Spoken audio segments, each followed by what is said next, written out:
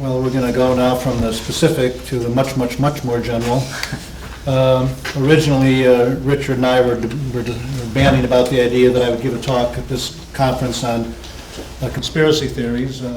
Conspiracy theories shared on the one hand by Islamists and on the other by various types of Western left and right-wing extremists. So, for example, we could be talking about the 9/11 truth movement or Holocaust denial or something like that, but instead, that never materialized. And so what I'm going to talk about today is something somewhat broader than the apocalyptic themes that we've been talking about so far. Many people have commented already on the failure of Western analysts and policymakers to take the apocalyptic elements of the Islamic State seriously. Several of us at this conference have previously highlighted the apocalyptic dimensions of the ideology of contemporary Islamists, in particular, of course, David Cook and also Tim Furnish. But frankly, not many people were paying too much attention to us up until recently, and that's why we thank Graham for making this a much more public issue. Anyway, what I'm going to argue today, though, is that the failure of Western analysts to appreciate the apocalyptic aspects of the Islamic State's ideology is a reflection of a much, much deeper problem, and that is that too many analysts and policymakers do not take any aspects of Islamist ideology sufficiently seriously, preferring instead to focus on allegedly material, rational, pragmatic, or narrowly political and non-ideological factors.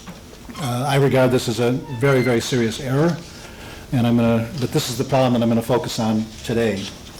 And I'm going to start by talking a little bit about just mentioning General Nagata's comments in 2014. Of course, General Nagata is responsible for developing American counter-responses to the Islamic State. And he said that, that we didn't understand the movement at all. We didn't understand the ideas behind the movement. Think about the jaw-dropping implications of this statement.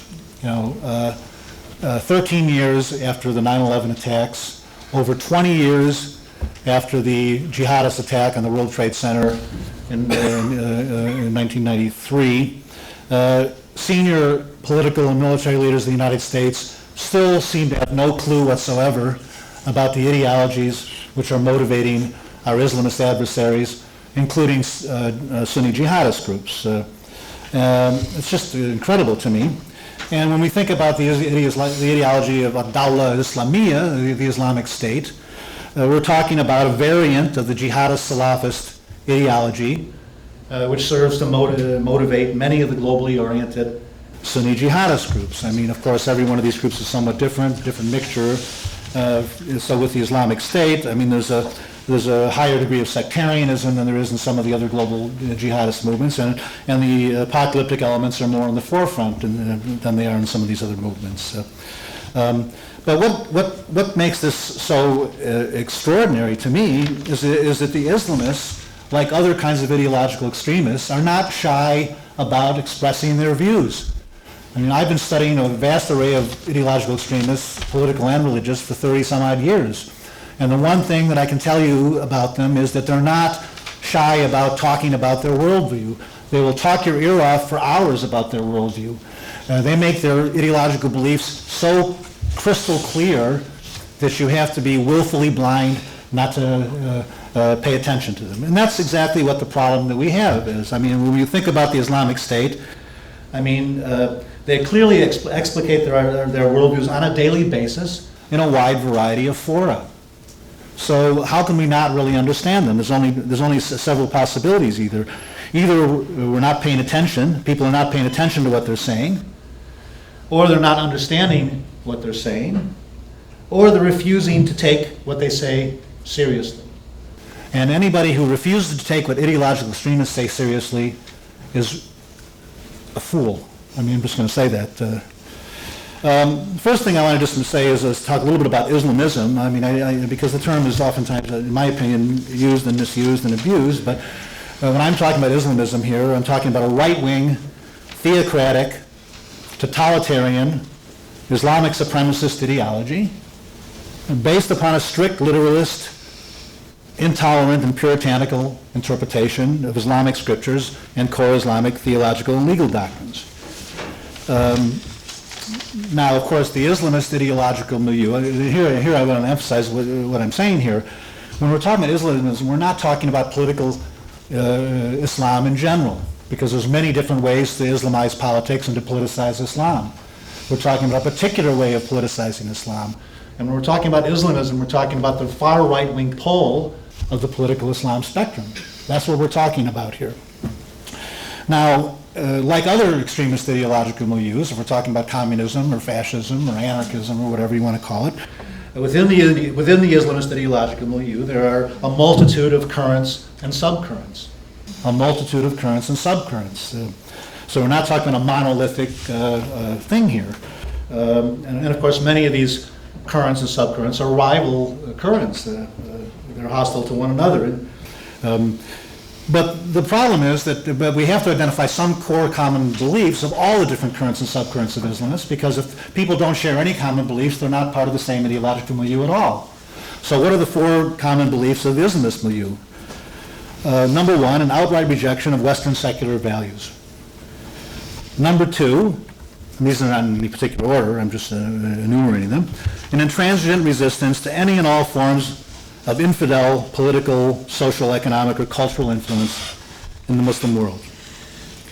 Number three, a pronounced hostility toward less committed and militant Muslims, who Islamists often denounce as hypocrites, apostates, or in the process known as takfir, as infidels, which means that the Islamists can target them with violence. And fourth, insistence on the establishment of an Islamic order, an Nizam al-Islami, or an Islamic state, a Dawla al-Islamiyya, governed by a rigid, puritanical application of the Sharia. The ultimate goal of the Islamists is to extend the sovereignty of Allah, hakamiyat Allah, over the entire planet by means of a combination of missionary activity, dawah, or waging armed struggle, jihad bisayf. Jihadist group, as the names imply, focus on the latter method. So that's what we're dealing with here. The question then is, why is it that so many Western analysts simply do not understand the fundamental nature of our enemy, what their goals are and what their beliefs are? And the answer is that there are three intersecting, or at least I think, there are three intersecting explanations for this failure of people in the West to take these ideas seriously. First of all, the problem of analytical mirror imaging. Second of all, the problem of ignorance about Islam, sheer ignorance about Islam. And third, the problem of ideological biases and double standards. And these are all the problems that we're dealing with now. All of these problems have been greatly exacerbated, in my opinion, by the ever-increasing flood of people who are now focusing their attention on terrorism, especially Islamist terrorism, since the 9/11 attacks. So we've got huge numbers of people now writing about these subjects that don't have the requisite background and don't really even understand the groups that they're studying.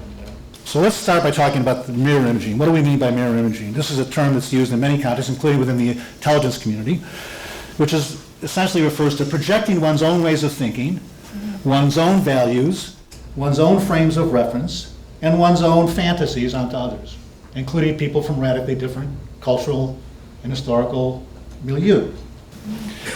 This approach, of course, is widely recognized as problematic because you're not actually paying attention to the people you're interacting with. You're projecting things onto them, projecting your own ways of thinking onto them.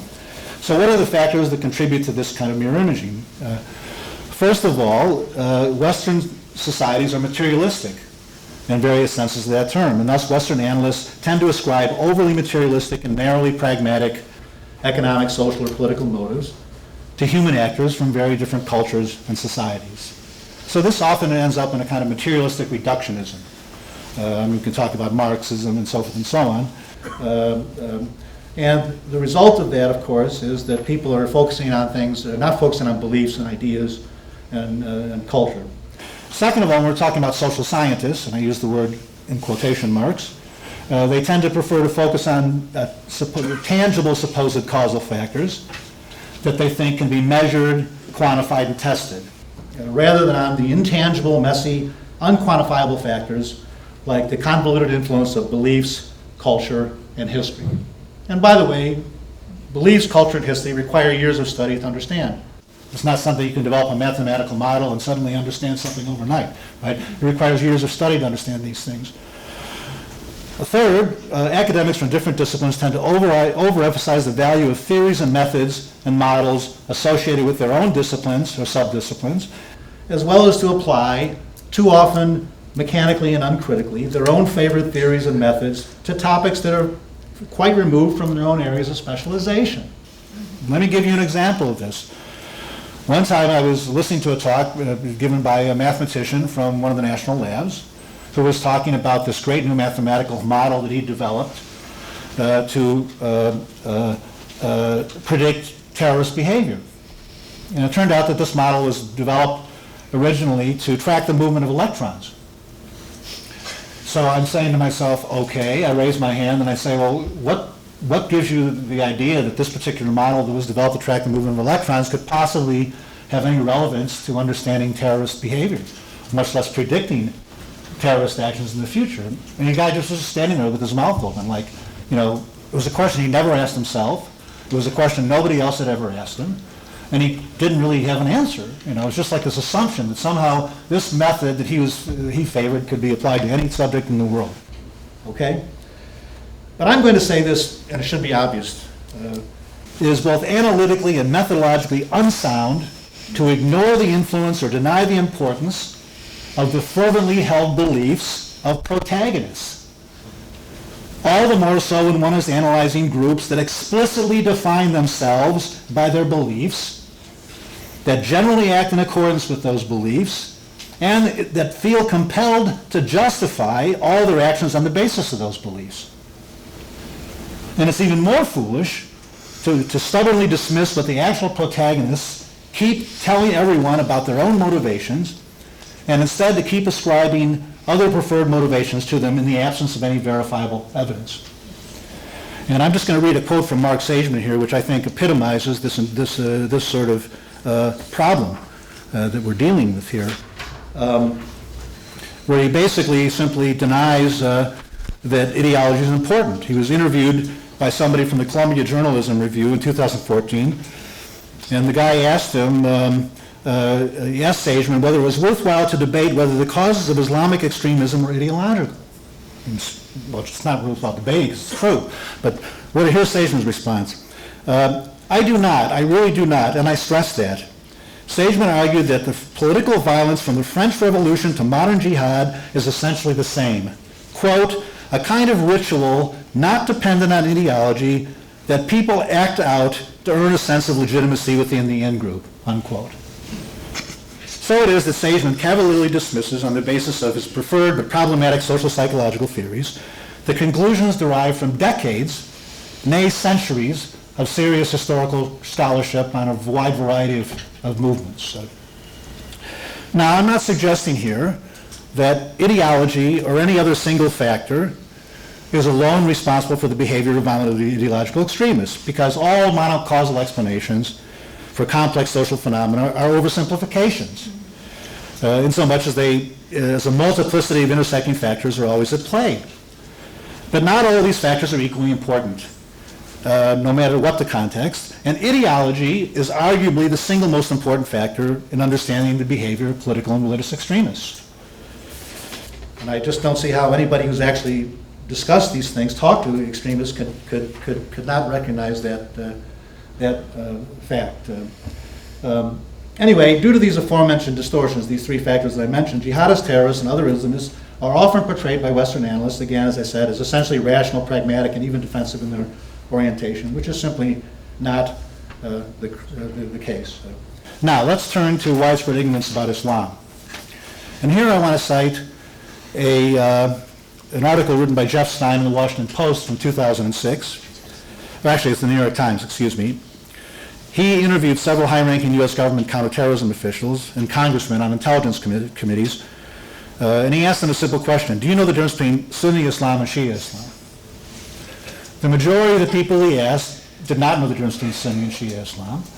And not only didn't they know the difference between Sunni and Shia Islam, they didn't think they needed to know the difference between Sunni and Shia Islam. Some of them said, well, that's not something I need to know.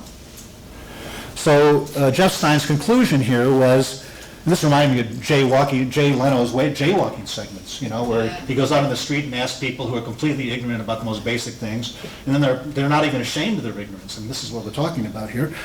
And so Stein concluded that too many officials in charge of the war on terrorism just don't care to learn much, if anything, about the enemy we're fighting.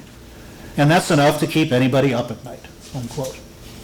And let me just, draw this out a little bit. Needless to say, anyone who does not know the difference between Sunni and Shia Islam, something so basic, is not likely to be familiar with the Quran, the canonical Hadith collections, the Sirat Rasulullah, the biographies of Muhammad, or with significant events from early periods of Islamic history, like the Battle of Badr, the Hijrah, the attack on the Jews at Khaybar Oasis, or with the meaning of important Islamic concepts like Dar al-Islam versus Dar al-Harb, or the Hizbah, commanding the good and forbidding evil, which somebody mentioned earlier, or al-Wala, al-Bara, the loyalty and disavowal that Cole just mentioned, or something like, for example, Naskh, the doctrine of abrogation, Quranic scholarship, where if you believe in the doctrine of abrogation, and you apply it widely, then you can essentially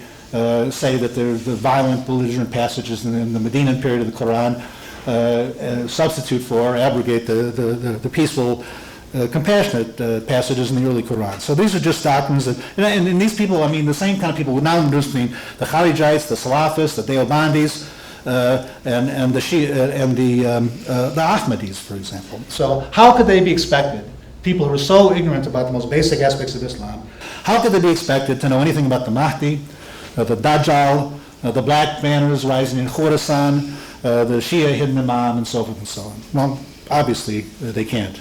And I'd like to say that, over 8 years after Jeff Stein wrote his article, that this level of mind-boggling ignorance about Islam no longer prevails in the West, but that would be a false claim.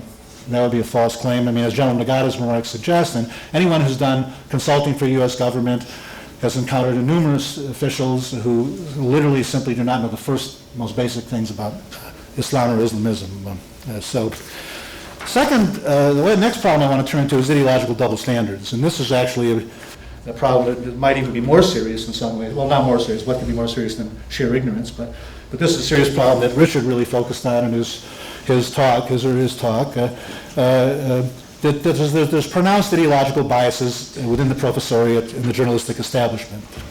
And I think we can, if we talk about, for example, the field of modern Middle East studies, it's been significantly corrupted in recent decades, corrupted first by politicization and ideological correctness, if you want to call it that. Secondly, by financial corruption. A lot of Middle East study centers are now getting a lot of their funding from Gulf states and Gulf princes and so forth and so on. This is just a fact.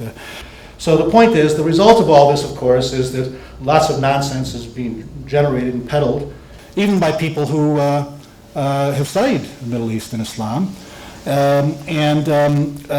because of their own biases and so forth and so on. And here I want to mention something that's very important. There's a problem with the field when several serious scholars abandon the main scholarly association, the Middle East Studies Association, and create a separate scholarly association. That tells you there's a side problem. Martin Kramer has written an interesting little pamphlet, monograph called Ivory Towers on Sand, where he basically documents the fact that the main predictions that have been generated by influential people in the field of Middle East studies in the last several decades have all failed to materialize. They've been essentially wrong about virtually everything. And yet, of course, that's never stopped them and never had a negative impact on their career. And a good illustration of this is that in the 1990s, there were several books published by John Esposito, for example, Bruce Lawrence, and many Europeans who argued in the face of massive and ever-growing evidence to the contrary that there was no Islamic threat, that the Islamic threat was some ridiculous construct that Western governments needed to create. They needed to find a new enemy now that the Cold War was over. And so they were creating a green threat, just like they'd previously created the red threat, which obviously didn't exist either, according to these people. So first of all, they're denying that there was a communist threat. Now they're denying that there was a threat from Islamism. And these books have been assigned in classes on Middle East studies all over, in every universities all over the country. And despite the fact that their conclusions were frankly absurd.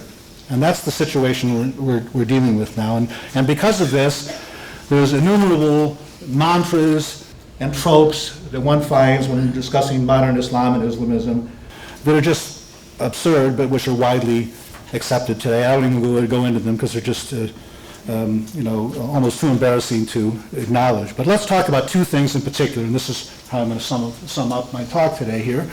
I want to talk about two manifestations of this sort of ideological bias that's really clearly apparent today. And the first, which other people have already alluded to, is the increasingly desperate insistence by analysts and politicians, in the face of overwhelming evidence to the contrary, that jihadist terrorism has, quote unquote, nothing to do with Islam. This claim has been made in many contexts, for example, in relation to the violent and gruesome actions of Al-Qaeda, in relation to the Caucasus Emirate, in relation to Boko Haram, and now in relation to Dawla al-Islamiyya. And yet we are in all these cases dealing with Islamist groups that explicitly embrace strict literalist and puritanical interpretations of core Islamic religious doctrines, and that provide elaborate theological and legal justifications for all of their actions based on passages in the Quran and by reference to the Sunnah of Muhammad, the customary behavior of Muhammad, as recorded in the Hadith collections and historical chronicle. For example, in Abu Bakr al-Baghdadi's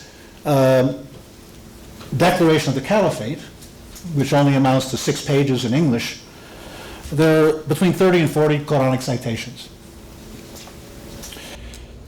Not to mention all the articles in Tabik, which people have been talking about, which are filled with scriptural references, filled with references of the Hadith, filled with actions that Muhammad did and said, and so forth and so on.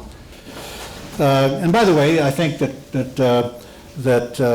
Graham made this point earlier. He mentioned that one of the new ways to try to deny the Islamist nature of the Islamic State is to overemphasize the Ba'athist role in the Islamic State. This is the new way to try to get around it. Now, I'm not denying that many Ba'athists are now collaborating with the Islamic State, and probably some of those Ba'athists have been responsible for the most effective underground clandestine organizational activities of the Islamic State and for even some of the military successes of the Islamic State. There's no doubt about it. But the question is, what kind of Ba'athists are we talking about? Are we talking about people who are still ideologically committed Ba'athists, who are simply trying to make instrumental use and manipulate the Islamic State? In some cases we are. Or are we talking about people who are ex-Ba'athists who have now embraced Islamism? And in many cases we're talking about ex-Ba'athists who have now embraced Islamism. In fact, one of the interesting things about the late Saddam period that we were talking about earlier, when Saddam was desperately trying to buttress his Islamic legitimacy by, for example, adding Allahu Akbar to the Iraqi flag and all that sort of stuff, was that Saddam had sent several secret police operatives to infiltrate Islamist organizations. Many of those individuals had converted to Islamism, embraced Islamism, and then became double agents working for the very organizations that Saddam was trying to infiltrate. So that indicates that even in the late 1990s, and especially in the aughts, as you said, that a lot of these people who were formerly members of the Ba'ath Party had abandoned Ba'athist ideology, which has lost most of its juice, and had embraced Islamism. So even if there's a lot of Ba'athist operational influence in the Islamic State, and I would argue that there probably is, that doesn't mean that the Islamic State is simply a creature manipulated by the Ba'athists and controlled by the Ba'athists and is expressing ideological views that are not genuine. That's just a completely false interpretation. So then another example that I want to talk about here. Now let me just make another point, because this is something that other people have said. And I want to reiterate this because there's too many people who also conflate Islam and Islamism, who think that Islamism essentially is Islam in total. Clearly it's perfectly accurate to argue that the Islamic State's interpretation of Islam is only one of many possible interpretations of Islam. That's absolutely correct. And it's perfectly legitimate and indeed praiseworthy for Muslims with more moderate interpretations of Islam to dispute and criticize the theopolitical interpretations of the Islamic State. That is to be welcomed. All that signifies is that Muslims can interpret their scriptures and the exemplary behavior of Muhammad in different ways. It certainly does not mean that the Islamic State's interpretation of Islam are false or that they are wildly unorthodox, which in many cases they're not. In most cases, the context is not true, much less that they are un-Islamic or anti-Islamic, as some people are claiming, both of which are frankly nonsensical claims. If you're claiming that the Islamic State is un-Islamic or anti-Islamic, I mean, basically it's just a nonsensical statement. Nor can these and other jihadists be accused of not being real Muslims, as some of their critics are doing. Since everyone who says the Shahada and openly self-identifies as a Muslim is a real Muslim. To suggest otherwise would be to engage in takfir. There was Muslims who are claiming that the Islamists and the Islamic State are not real Muslims are engaging in takfir the same way that the Islamists engage in takfir by declaring anybody who's insufficiently Islamic is not a Muslim. It's the same process. So this is just a foolish approach. Now, a second example of bias, which is related to the claims that the jihadist groups have nothing to do with Islam, which is constantly being asserted by, Obama, Kerry, Cameron, I mean, you name the Western official who hasn't said something so foolish. It's intimately related to, the second example is how this is operationalized, how these attitudes, these beliefs that the Islamic State or jihadist groups have nothing to do with Islam is operationalized. And in the United States now they're operationalized with this countering violent extremism strategy. The problem is that there's no such thing as a generic form of violent extremism. There is no such thing as a generic form of violent extremism, which exists in the absence of particular extremist ideologies or doctrines. Yet the whole thrust of the CVE strategy is to ignore or deny the central role exerted by Islamist interpretations of Islam on jihadist behavior. And in fact, the president and other promotions of the CVE strategy stubbornly refuse to even mention Islam, Islamism, or jihad when discussing jihadist terrorism. An approach which guarantees that no effective response can ever be mounted to confront the ideological drivers of this form of violence and terrorism. I mean, how, one might well ask, could the West have successfully countered the ideological threat posed by totalitarian forms of communism without acknowledging and effectively challenging its ideological appeal? Yet today, too many Western leaders seem to think that we can counter the threat of terrorism emanating from groups like the Islamic State by pretending that Islamism does not motivate our jihadist adversaries, rather than by identifying it as the primary ideological source of the problem and by actively supporting non-Islamist and anti-Islamist Muslims. That's what we should be doing, is supporting a wide array of non-Islamist, anti-Islamist Muslims throughout the world who are trying to challenge the Islamist interpretation of Islam. That's the strategy we should be adopting, not pretending that Islamism has nothing to do with Islam. I mean, instead, though, what are we talking about? I mean, instead, too many Western analysts and government officials keep telling us, on the basis of no actual evidence, that the real sources of jihadist terrorism are either psychological, the jihadists are psychopathic criminals, or they're material.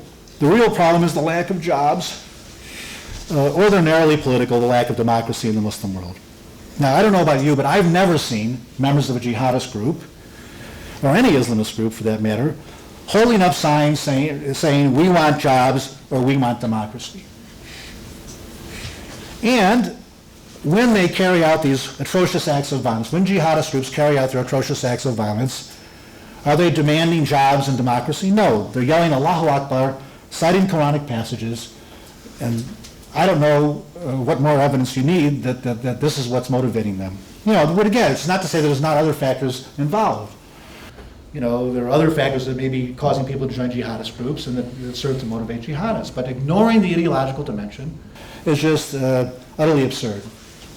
Last point I want to make is that in this context, there's a complete double standard. There's a double standard with respect to Islamism, and only with respect to Islamism.